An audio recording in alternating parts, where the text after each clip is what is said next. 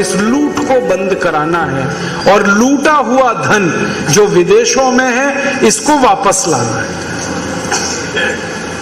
और ये धन वापस इसलिए लाना है, ये आपका है, ये मेरा है, हमारे खून पसीने की कमाई का है।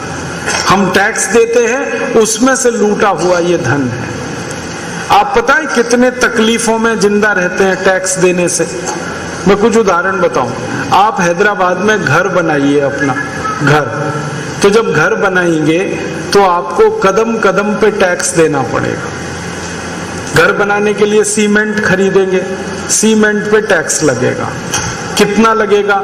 एक कट्टा सीमेंट 50 किलो का आप खरीदो तो 250 रुपए का है, लेकिन अगर टैक्स ना लगे उसके ऊपर तो वो 72 रुपए का है। हाँ, अगर टैक्स ना लगे उसके ऊपर। जो 50 किलो सीमेंट आप 250 में खरीद रहे हो, ये टैक्स लगने के बाद है। अगर टैक्स ना लगाएं उस पे तो वो 72 रुपए का मिल जाएगा आपको। आप घर बनाने के लिए लोहा खरीदते हो तो 50 रुपए किलो आप खरीदते हो। अगर इस लोहे पर टैक्स ना लगे तो ये 12 रुपए किलो का है।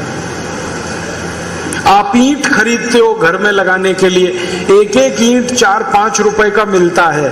टैक्स ना लगे तो वो ईंट 90 पैसे का है।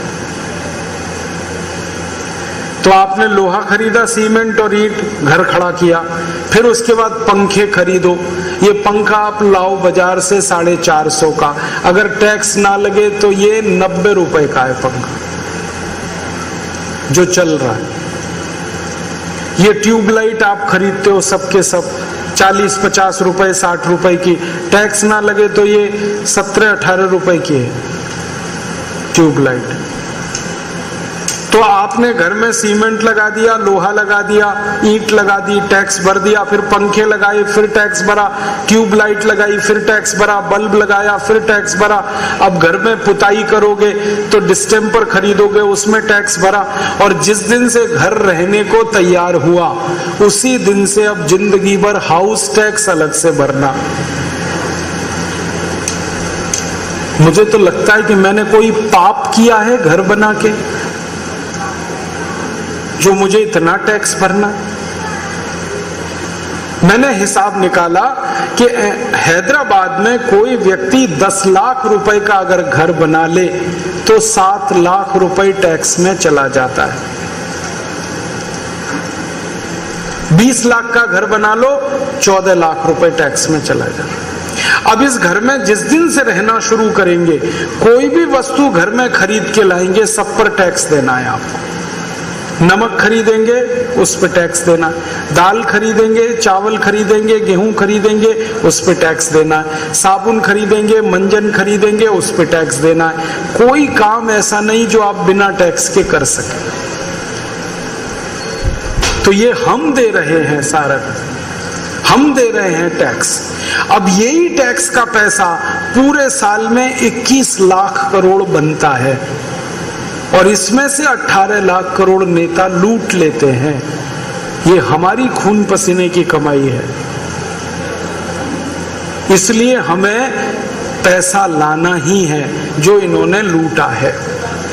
पहला काम हम जो करना चाहते हैं भारत स्वाभिमान की तरफ से कि जो पैसा लूटा है इन काले अंग्रेजों ने, ये वापस लाना।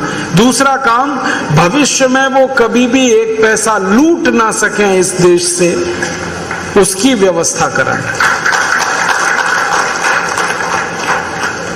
तो आप पूछेंगे ये कैसे होने वाला है? इसके लिए कुछ योजनाएं हमने बनाई हैं। उसमें से पहली योजना है कि जो पैसा इन्होंने लूट लिया है और रख लिया विदेशी बैंकों में, ये वापस कैसे आएगा? ये आएगा, इसके 4 रास्ते हैं वापस आने।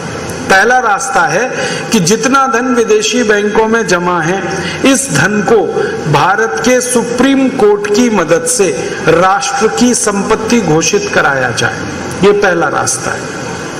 अभी ये जो धन लूटा है नेताओं ने, ये सब व्यक्तिगत संपत्ति के रूप में जमा है विदेशी बैंकों में।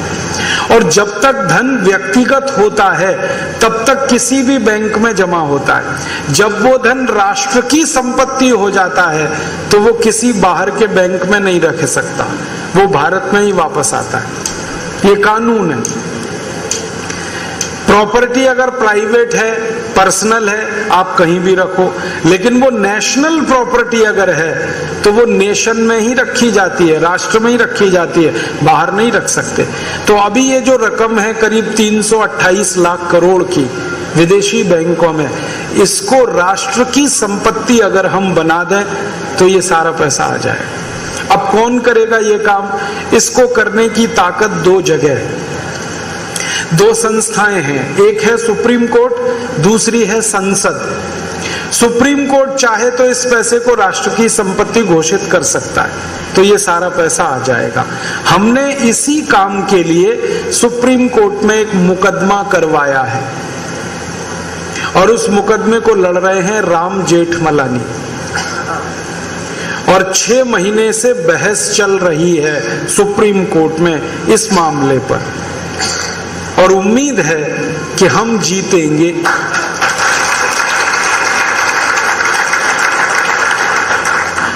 अभी सुप्रीम कोर्ट ने सरकार को नोटिस दिया है और उसमें यह लिखा है कि सरकार जल्दी से बताए कि किसका कितना पैसा कहां जमा है।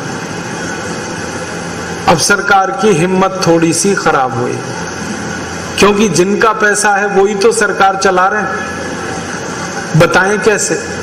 तो उन्होंने सुप्रीम कोर्ट में टालम टोल करना शुरू किया। टालम टोल समझते हैं? उन्होंने कहा 6 महीने का समय दे दो, साल भर का समय दे दो। अब सुप्रीम कोर्ट ने कहा चलो ठीक है भाई, समय ले लो। तो 1 बार, 2 बार, 3 बार ये एक्सटेंशन होने वाला है और साल 1.5 साल इसमें निकल जाएगा, हमें मालूम है।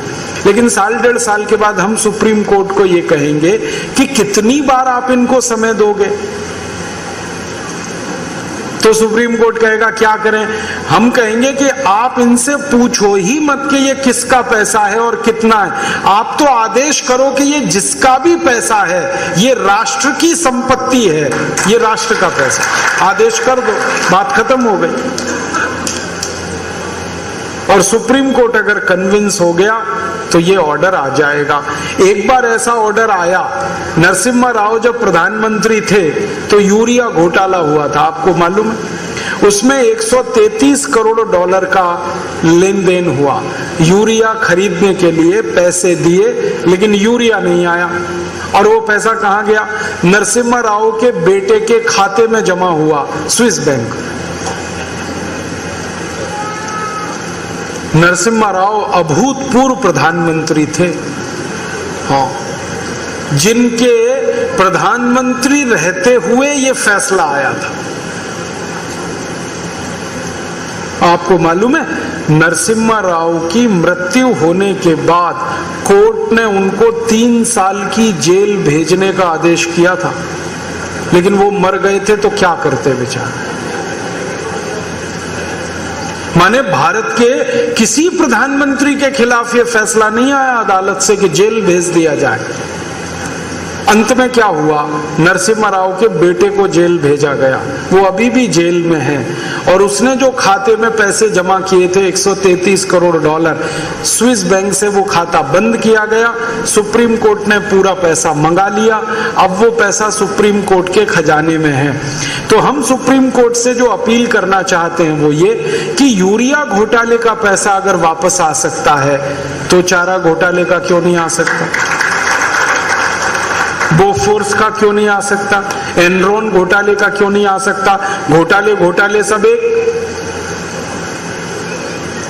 और इस उम्मीद में हम ये मुकदमा लड़ रहे हैं, और शायद हम जीते तो ये पैसा आएगा। आप ईश्वर से प्रार्थना करो कि हम ये मुकदमा जीतें। ऐसा सुना है हमने देश में कि ईश्वर से प्रार्थना करें तो पूरी होती है। अब करोड़ों लोग अगर रोज ये प्रार्थना करें भारत स्वाभिमान के लिए तो जरूर ईश्वर सुने। ये एक रास्ता है। दूसरा रास्ता है कि संसद में एक प्रस्ताव पारित कराया जाए, और वो ये कि 15 अगस्त 1947 के बाद भारत में जितने घोटाले हुए हैं सभी घोटालों का पैसा राष्ट्र की संपत्ति है। संसद ये प्रस्ताव करे तो इस प्रस्ताव को रखने के लिए एक सांसद चाहिए, बाकी सब उस पर बहस करें, बहस के समय हम टीवी खोल खोल के देखें कि कौन कौन विरोध कर रहा है इसका। जो सांसद विरोध करेगा, पक्की बात है